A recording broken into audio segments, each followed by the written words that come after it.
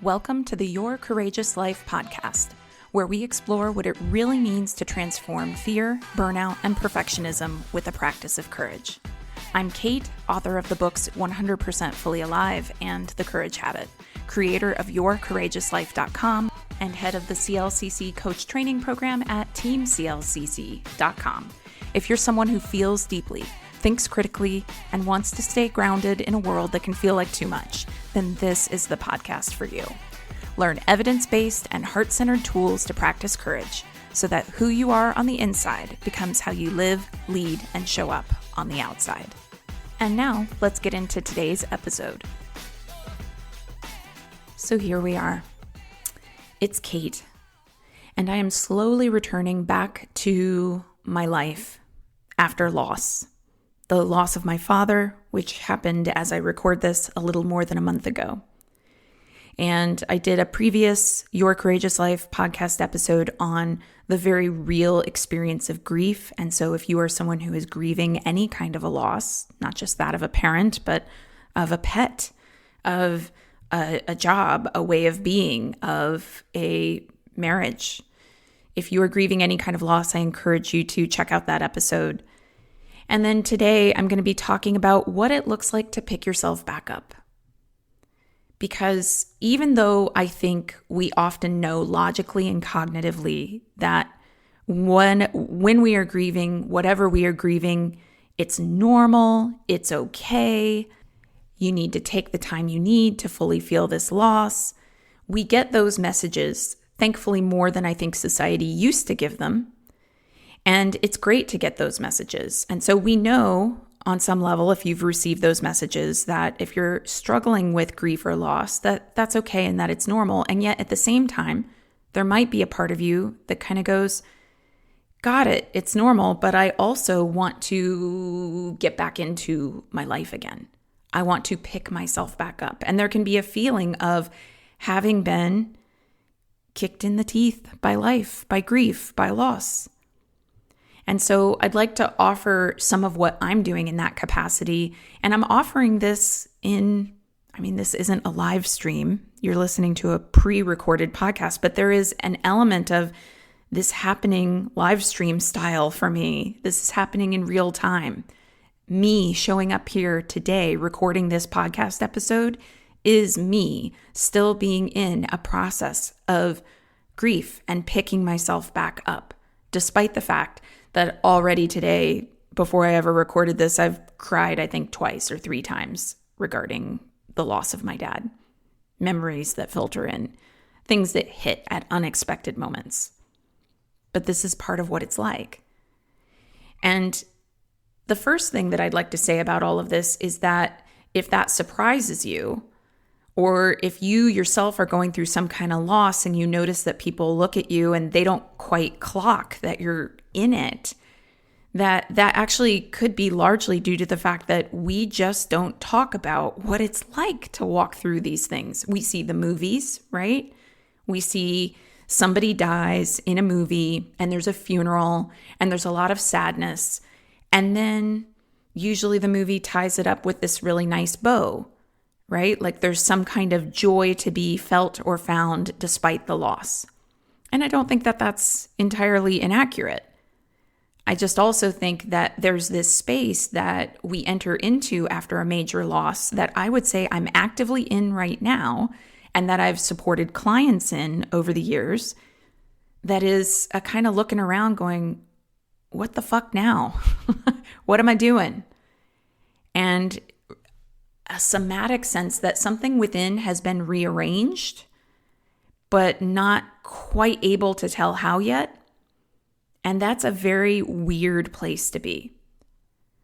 So I'm going to be sharing in this podcast episode what that is actually like. I will actually be doing a parallel episode on my other podcast, the Craft of Coaching podcast, where I'm going to talk about what that's like through a coaching lens and specifically through a business and entrepreneurial lens, because I know there are a lot of coaches where they had a coaching business, life got to be a lot for some reason, and then they stepped away, and then they're going, okay, what now? How do I come back? How do I pick myself back up for my business? So if you're interested in that, check out the Craft of Coaching podcast. So let me get into this picking yourself back up after a loss. Now, the first thing that I want to speak to is a reality that I myself have needed to confront, and that felt very tender to confront, which is that I am the one who needs to pick myself up. That felt very tender to confront, especially in the context of parent loss.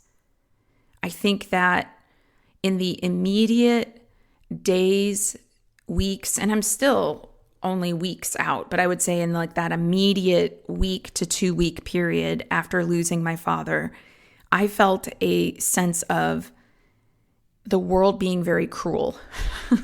Like it felt very personal if the lady in the grocery store parking lot was trying to pull into the parking space that I was already pulling into. It felt like the world was just being mean.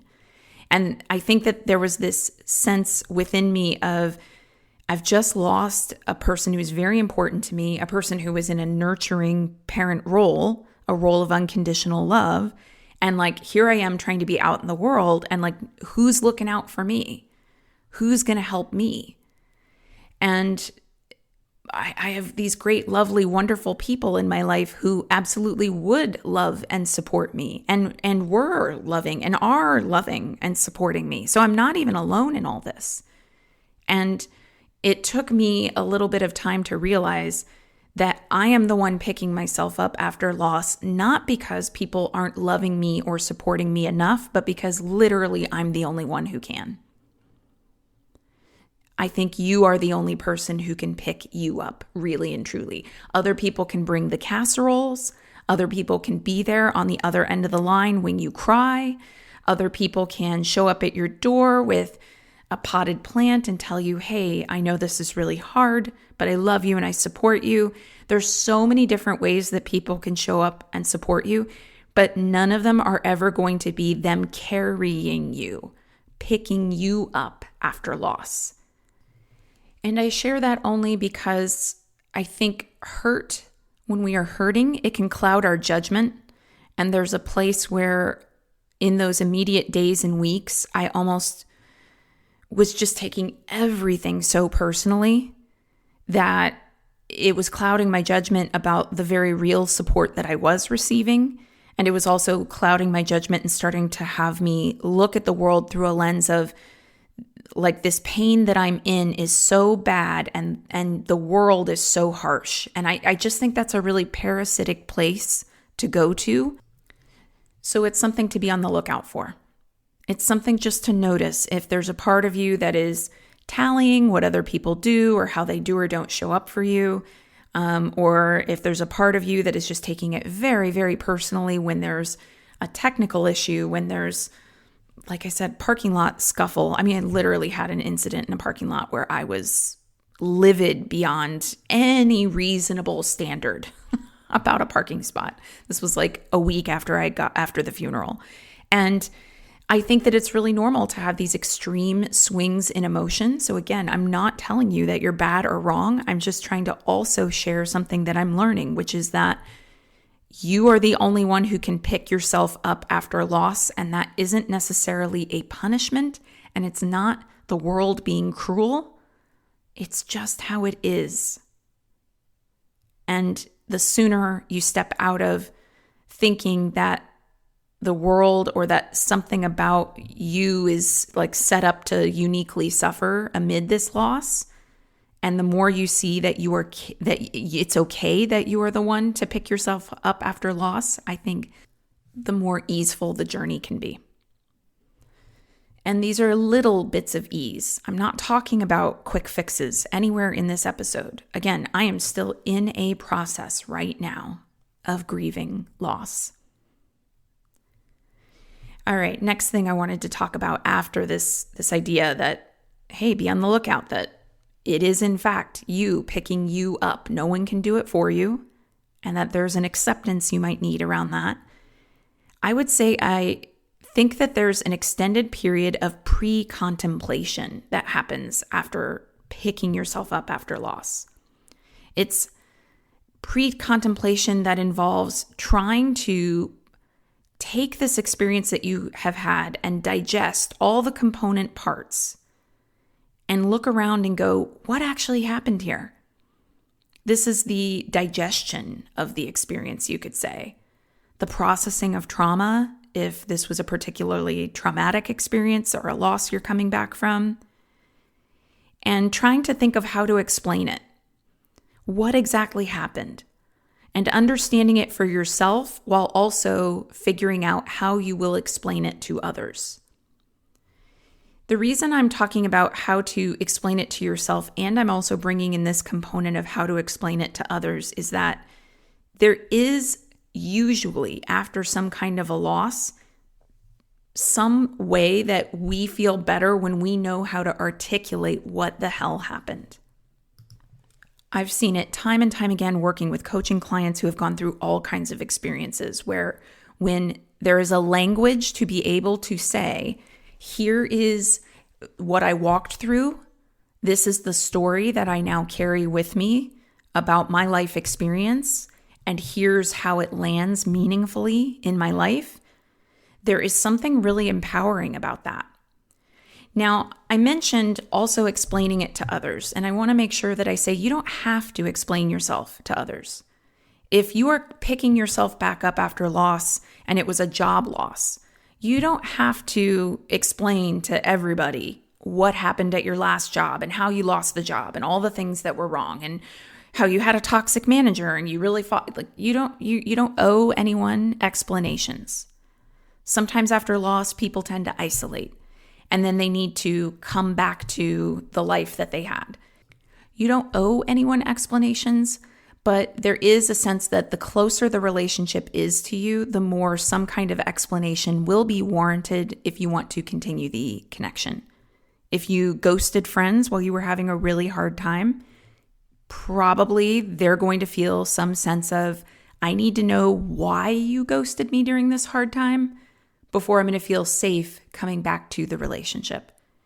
But there are going to be other people, maybe acquaintances that you very rarely saw, and then you didn't respond to their last text for many, many months, and the explanation offered there would be a lot simpler. So I'm not saying that you have to explain yourself. It's okay to have boundaries around that. And I'm also saying that really your own understanding of what happened and why things fell apart, or why a loss hit you particularly hard, or why you responded or reacted after a loss in a particular way, it's most important for you because it guides you to what you learned and what comes next. And I put all of that in the bucket of pre-contemplation because I think that thinking through and understanding the impact of an experience on your life before you start going back out into the world to try to pick up the pieces is something that will be very grounding for you. And I notice myself doing that frequently, I think, as part of processing my own experience of loss with my dad, reminding myself that he was of a certain age, he had multiple comorbidities. Of all the ways that he could have passed, the way he ultimately did pass was the most peaceful. He had other comorbidities where if he had passed through that manner, it wouldn't have been as peaceful.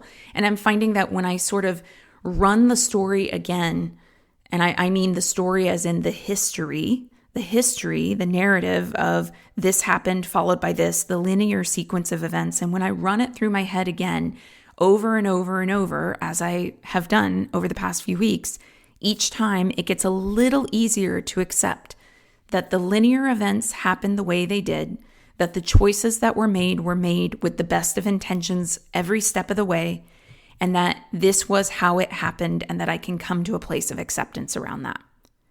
So I see pre-contemplation here if you're considering stepping back into something after a loss, because you contemplating stepping back in also means bringing with you a resolution of the history that you've just walked through. And it doesn't have to be a total resolution. You don't have to have it totally figured out.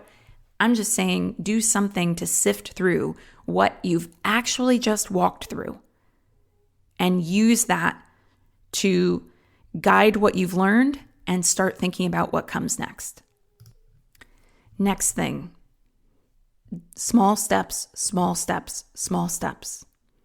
This is something that I talked about in my podcast episode about dealing with grief in the immediate aftermath of grief, and how it just is, my brain just kept going small steps, just do the small thing. And I think that when you're talking about a comeback of some kind, picking yourself back up after loss, you need to decide on a first small action. Maybe it's one reach out text to somebody who you haven't talked to in a long time. If it's a business thing that you stepped away from, running your own business, maybe it's just one social media post. Maybe after the loss of a loved one, you're realizing that you abandoned a creative practice, or maybe you're suddenly realizing, hey, life is short. And I always told myself I'd be a singer, I'd be a painter, I'd be a writer. And I'm suddenly realizing with the loss of this person important to me, life is too short. I need to do something to create. But maybe you're thinking, oh my God, it's been 20 years since I pulled out paintbrushes and a canvas. It's been 10 years since I was in a choir singing. I don't even think I can do it anymore. Well, you can. Small steps, small steps, small steps. Decide on one first small action. Create that art for just 1 hour. An important part of this, I think, is not telling yourself, okay, this is it. Because what paradoxically happens is that this first small step coming back, the putting your little pinky toe back in the dating pool again after a horrible breakup, or deciding to apply for a job again after a brutal layoff or being unfairly fired by a toxic manager, or even just trying to engage in friendships again if you've fallen out of a friend group, or after your own life kind of fell apart and your friendships fell away. It can be really easy to go into thinking, this is it, it's so big, because your anxiety feels so momentous about even doing that first small thing. And if you start getting into the mentality of, okay, this is it, I'm getting back in, then on some level you might accidentally attach to how people are responding to you, and then thinking that there's some kind of sign from the universe about whether or not you're going in the right direction. You might think, okay, it took so much out of me to apply to that first job after I was unfairly laid off or fired. And then, oh my God, they sent me a rejection email. This must be a sign that I'm no longer supposed to be in this industry. Or maybe it took so much out of you to reach out to that friend with a simple text trying to reconnect. And then the friend doesn't respond after a few days. And so you get in your head and you think, oh God, that was it. I tried so hard. It took so much for me to send that one text and they didn't even respond. So that's why I'm saying it's important not to get into thinking this is it. And then starting to think unconsciously that however life responds to your first small step is an indicator of what is to come. It's not a sign that you are or aren't moving in the right direction. It's just doing what you can. Focus instead, I would say, on just fantastic. This is what I did today. I identified what I could do today, and I did the thing that I could do today. Great. That's all I needed to do. That's my day. That's today for me. Next thing, be prepared for what I think of as the drop. I have seen this in my own life whenever I have tried to come back to things. Like I've had, now granted it's been a very long time, but I've had friendship breakups before where after the loss of one friend, it felt incredibly vulnerable to try to make a new friend. And then maybe I, made that new friend at the park. Well, I remember the park was the place, man. When my kid was really, really little, that was where I'd meet all the people.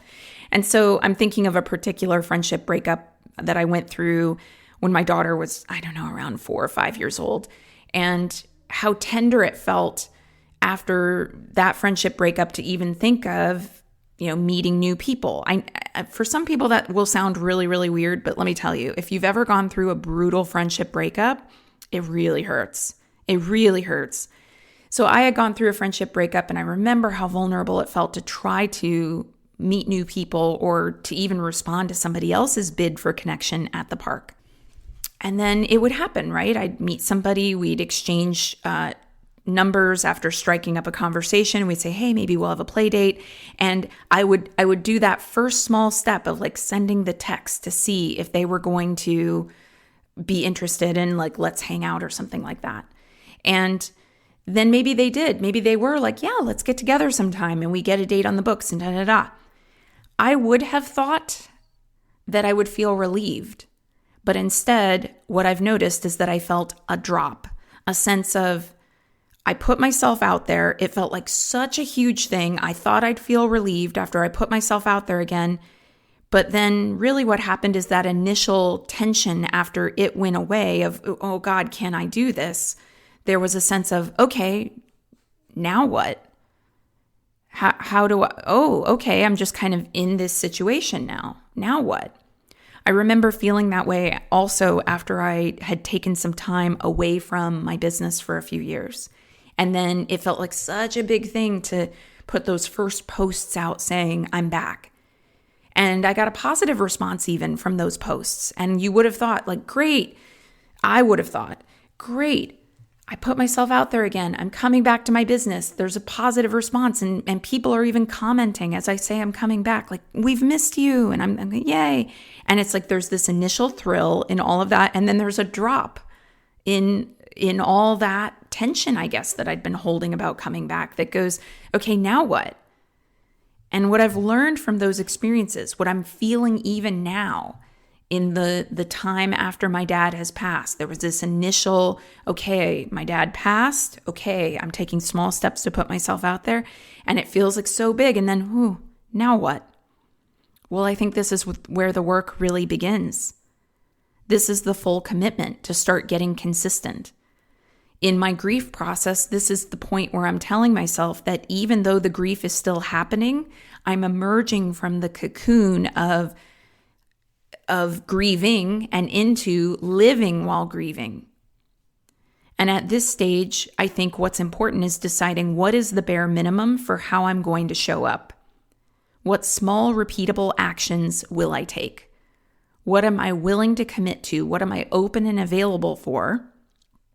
And what am I not yet open and available for? Because I am really clear that even though I'm emerging from this cocoon of grief where I wasn't doing a lot other than really grieving, and now I need to live my life while grieving still, I don't think I'm back at capacity like I was before all this started.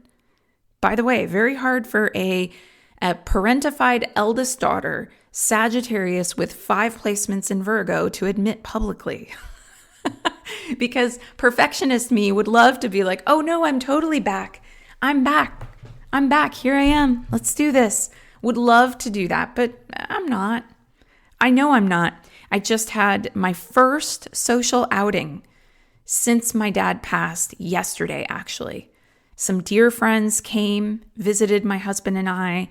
We went out to breakfast and I felt fine, but then I started to notice these somatic symptoms coming up that have been plaguing me since the day my dad died. I get stomach upsets at these random odd times. They don't make any sense. It's not due to how much or how little I'm eating. It's not due to how much or how little I've cried that day.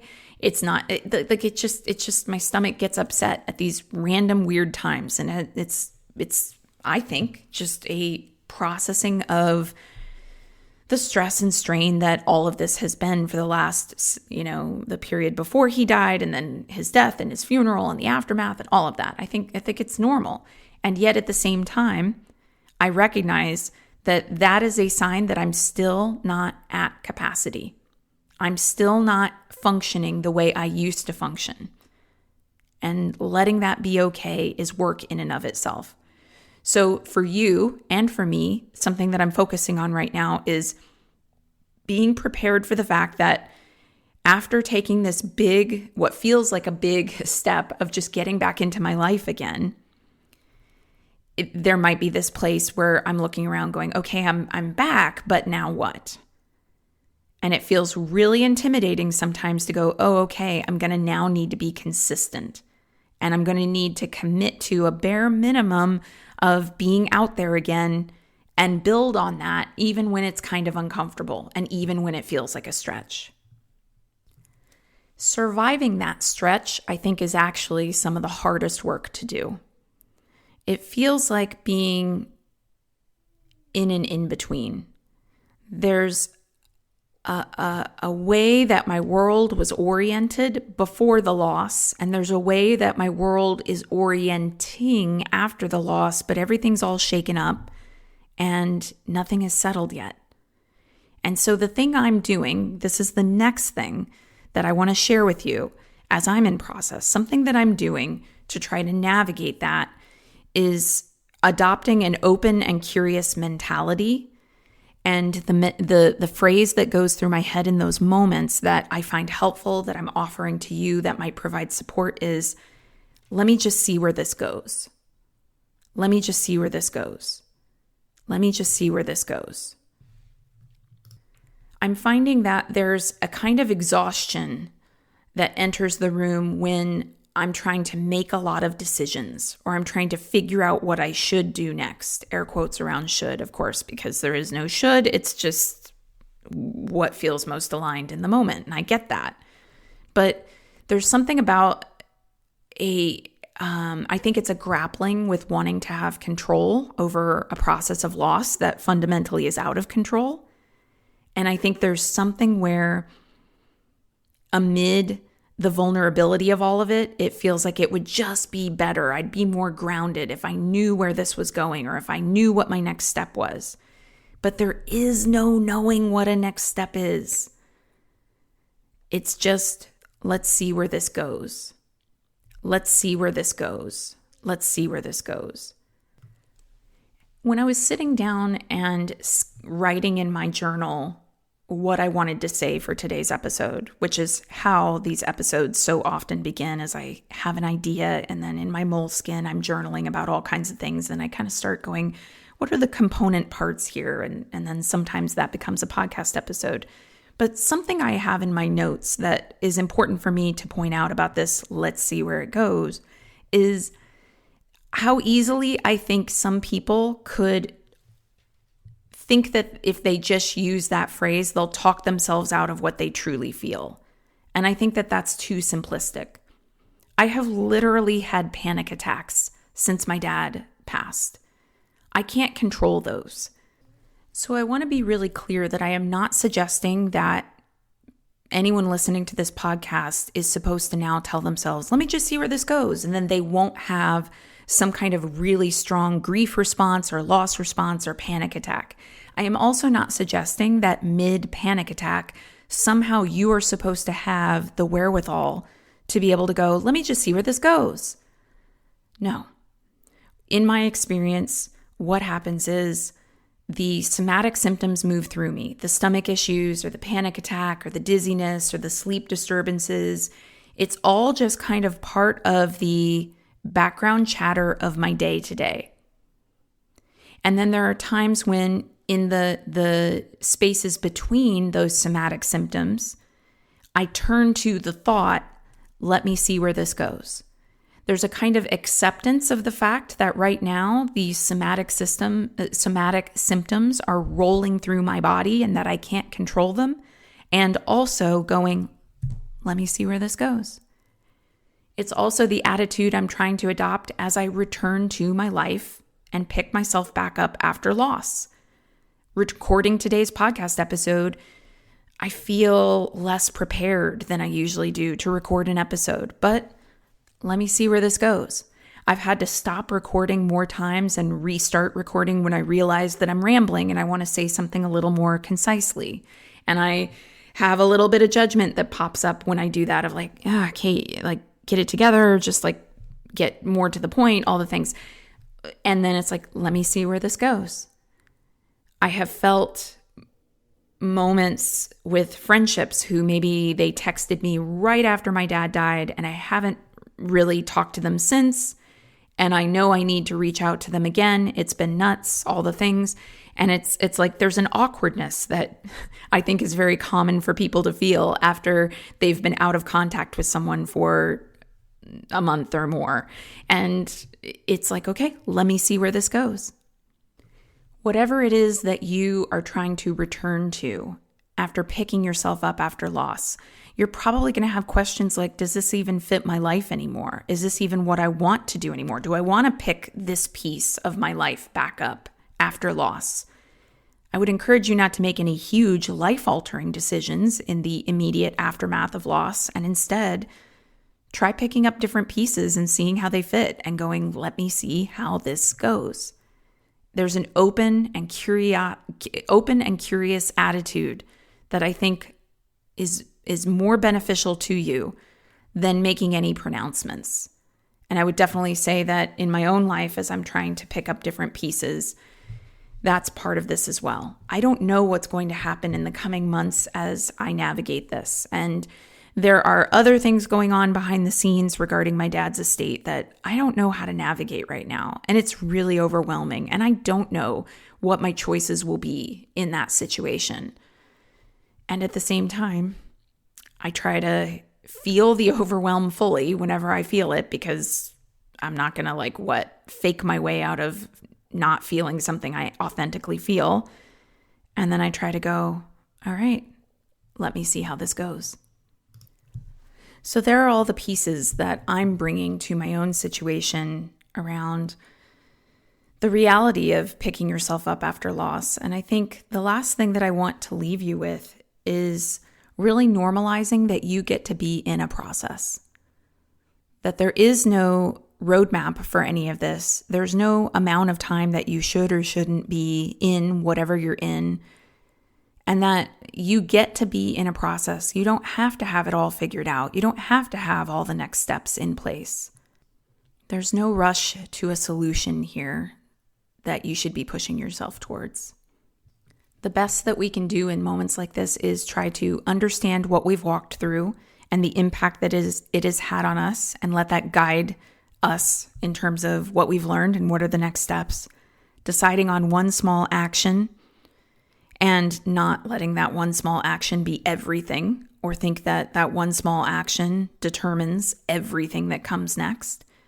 Being prepared for a drop, actually, that maybe that one small action will feel like relief for a moment, but then it won't feel like relief, and you might feel like a sense of, okay, now I've done this thing and I'm trying to get back to things, what next?